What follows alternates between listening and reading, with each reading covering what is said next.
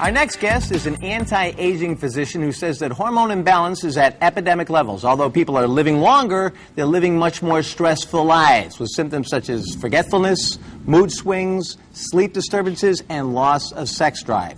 In her groundbreaking book, Hormone Harmony, Dr. Alicia Stanton outlines the connection between diet and hormones and the effects on our overall health for both men and women.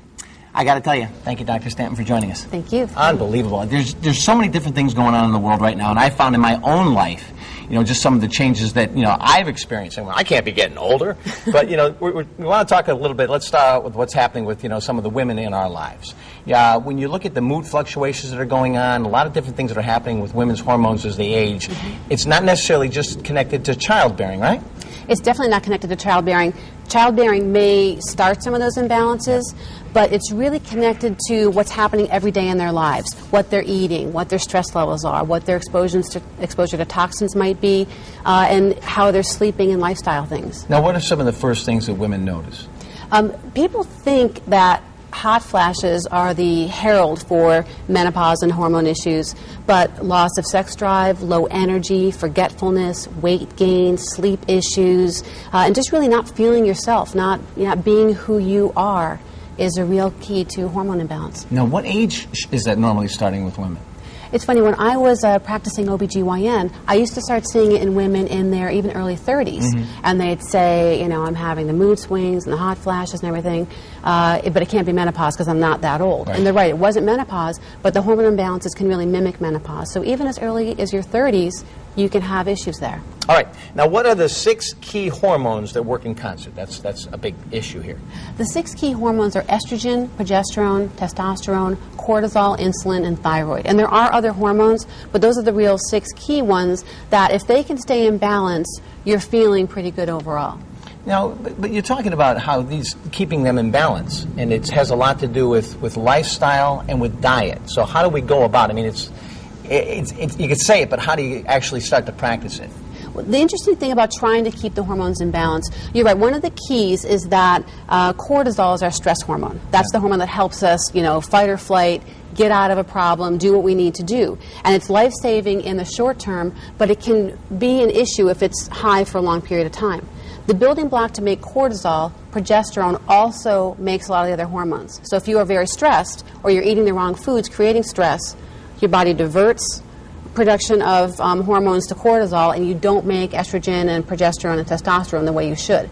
So the way that you're eating and your stress levels directly affect your actual hormone levels. Now, you can actually be speeding up the aging process if your hormone levels aren't right. You can be getting older because that's not right. That's correct, because some of the hormones are building up hormones, and some of the hormones tend to break you down.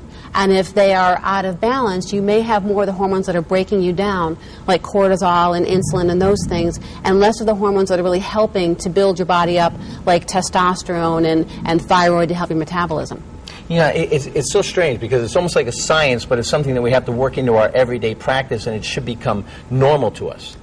That's the way that this really should work, and that's my message, is that things that you do every single day matter, and they matter in the long run for you. And if you're doing them in your 20s and 30s, it's going to make your 40s and 50s that much better. So eating appropriately. You want to eat every 2 to 3 hours, small meals. And I tell my patients a lean protein, so chicken, fish, beef, turkey, nuts, almonds, those kinds of things, and a complex carb like a vegetable or a high-fiber fruit. And so if you're eating smaller meals every 2 to 3 hours, your blood sugar stays nice and stable, so you're going to balance insulin, and you are going to not stress your body out with blood sugars that are going up and down, and that balances cortisol, which allows the rest of your hormones to work well. All right, tell us about bioidentical hormone treatment. Okay. Bioidentical hormones are hormones that have the exact same chemical structure as the hormones our body would normally make. So because they have the exact same structure and the exact same shape, they fit into the receptors in our cells, and they do all the things that you would expect your own hormones to do. Non-bioidentical hormones are hormones that have a little bit of a difference in the structure, and so they may do things a little bit differently. They may, work kind of like your own hormones would, but not exactly. And the real key is they may not be broken down the way your natural hormones would be broken down. We know how to break our own hormones down. We may not know how to break down hormones that aren't exactly what our body would make. So with bioidentical hormone therapy, you're getting what your body would normally have. All right, so what has the greatest impact on us? What is the greatest impact on between the hormonal balance and the health? What is that? The combination of things. The eating right is a very key thing. That's probably the first thing I would talk about. But also you want to limit your toxin exposure. You want to limit exposure to things like plastics and fragrances and things like that. You want to make sure that you're getting enough sleep and doing all the things your grandmother talked about. Oh, yeah. Drinking filtered water, eating organic to limit the toxins, and also getting some exercise. Okay, you want to do some strength training and you want to do some aerobic training to really manage your exercise. And last, try and limit your stress as much as you can. Yeah. Oh, yeah. And I know everyone talks about, oh, yeah, right, limit stress, But there are ways that you can do it. You can really, first of all, figure out exactly what your stressors are. And people don't often take the time to do that. They don't look and say, what really is making me crazy? And if they do figure it out, if you do figure it out, then look and figure out what your boundaries can be. How can I take some control over the situation to reduce my stress level? All right. Now, what about guys? You know, guys, the testosterone levels are all over the place. We got men out there that used to be the breadwinners. Now they don't have jobs anymore. They seem to be not care as much. Maybe their women in their lives don't think that they're attracted to them anymore. Their partners don't think that they really care. What do you think? What's going on? I think the guys are really having a hard time right now. And I think they're getting the short end of the stick when we talk about hormones because everyone thinks women right off the bat. But the fact is that 1 in 5 men under the age of 40 has low testosterone. And when you look at the symptoms of low testosterone, it's fatigue, it's loss of interest in things, it's lower sex drive, depression. They lose their edge. And I have a lot of patients that come in that are guys that are really, they're afraid for their jobs because they don't have the edge that they used to have. And simple things like really looking at diet, looking at stress levels, toxin exposures, all those things, if they appreciate the fact that it may be low testosterone and go see a physician instead of going on an antidepressant or one of the little blue pills, there are things that they can do to kind of make their lives better. Now, what do you think as far as you're going to hit that sack at night? I'm a late night guy. I like to, even though I'm here, I like to grab like some candy before I go to sleep, maybe some peanut butter and crackers. Good, bad? When should I stop?